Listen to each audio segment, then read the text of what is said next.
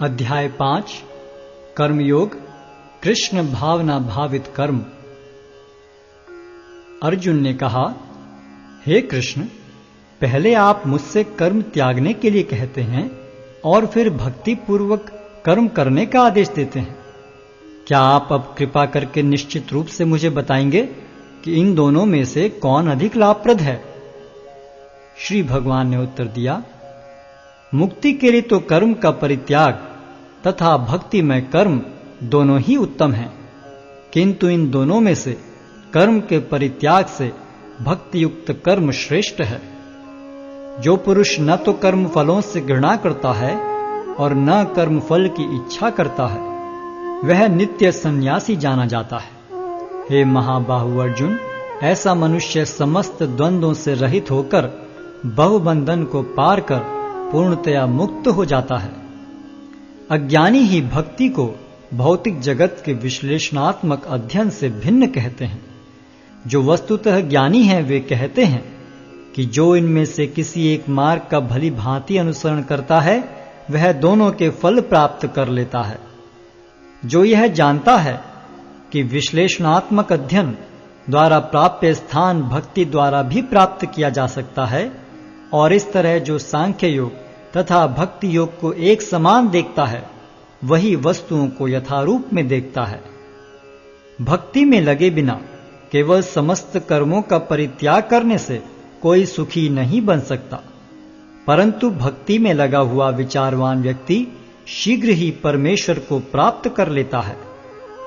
जो भक्ति भाव से कर्म करता है, जो विशुद्ध आत्मा है और अपने मन तथा इंद्रियों को वश में रखता है, वह सबों को प्रिय होता है और सभी लोग उसे प्रिय होते हैं। ऐसा व्यक्ति कर्म करता हुआ भी कभी नहीं बंधता।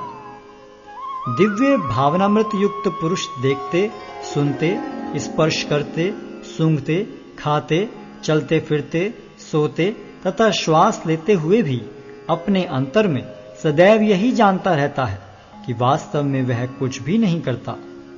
बोलते, त्यागते, ग्रहण करते या आंखें खोलते बंद करते हुए भी वह यह जानता रहता है कि भौतिक इंद्रियां अपने अपने विषयों में प्रवृत्त हैं और वह इन सब से पृथक है।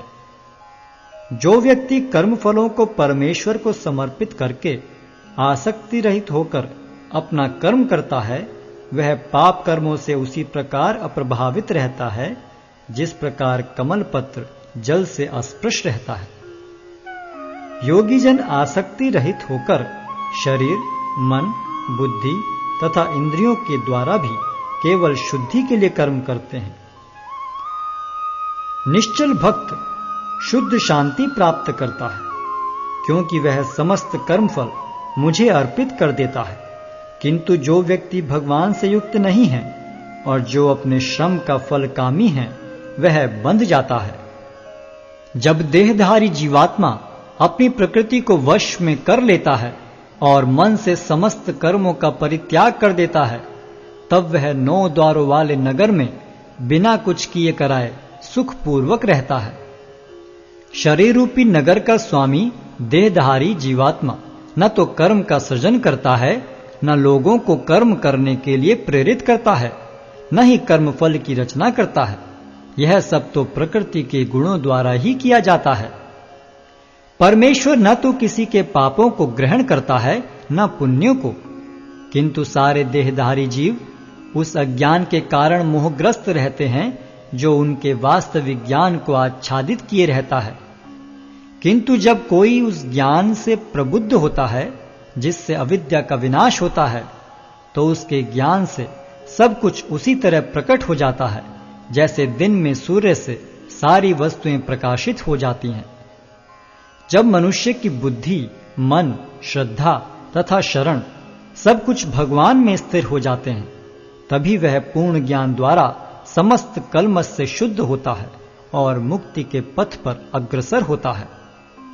विनम्र साधु पुरुष अपने वास्तविक ज्ञान के कारण एक विद्वान तथा विनीत ब्राह्मण, गाय, हाथी, कुत्ता तथा चांडाल को समान दृष्टि से देखते हैं।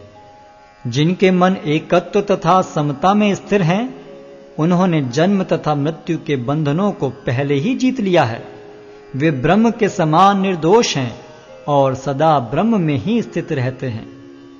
जो न तो प्रिय वस्तु को पाकर हर्षित होता है और न अप्रिय को पाकर विचलित होता है, जो स्थिर बुद्धि है, जो मोह रहित है और भगवद विद्या को जानने वाला है, वह पहले से ही ब्रह्म में स्थित रहता है।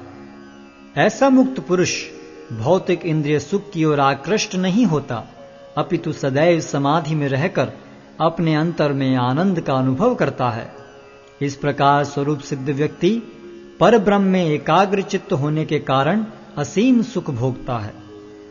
बुद्धिमान मनुष्य दुख के कारणों में भाग नहीं लेता, जो कि भौतिक इंद्रियों के संसर्ग से उत्पन्न होते हैं। हे कुंती पुत्र, ऐसे भोगों का आदि तथा अंत होता है, अतः चतुर व्यक्ति उनमें आनंद नहीं लेता। यदि इस शरीर को त्यागने के पूर्व कोई मनुष्य इंद्रियों के वेगों को सहन करने तथा इच्छा एवं क्रोध के वेग को रोकने में समर्थ होता है, तो वह इस संसार में सुखी रह सकता है। जो अंतःकरण में सुख का अनुभव करता है, जो कर्मठ है और अंतःकरण में ही रमण करता है तथा जिसका लक्ष्य अंतर्मुखी होता है, वह सचमुच पूर्ण योगी है। वह पर ब्रह्म में मुक्ति पाता है और अंततोगत्वा ब्रह्म को प्राप्त होता है। जो लोग संशय से उत्पन्न होने वाले द्वैत से परे हैं, जिनके मन आत्म साक्षात्कार में रत हैं, जो समस्त जीवों के कल्याण कार्य करने में सदैव व्यस्त रहते हैं और जो समस्त पापों से रहित हैं, वे ब्रह्म निर्वाण को प्राप्त होते हैं। जो क्रोध तथा समस्त भौतिक इच्छाओं से रहित हैं, जो स्वरूप सिद्ध आत्म संयमी हैं और संसिद्धि के लिए निरंतर प्रयास करते हैं, उनकी मुक्ति निकट भविष्य में सुनिश्चित है।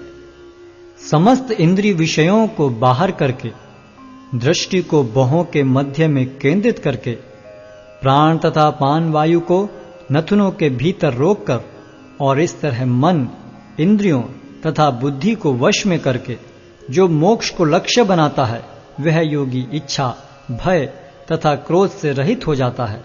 जो निरंतर इस अवस्था में रहता है, वह अवश्य ही मुक्त है। मुझे समस्त यज्ञों तथा तपस्याओं का परम भोक्ता, समस्त लोकों तथा देवताओं का परमेश्वर एवं समस्त जीवों का उपकारी एवं हितैषी जानकर मेरे भावनामृत से पूर्ण पुरुष भौतिक दुखों से शांति लाभ करता है।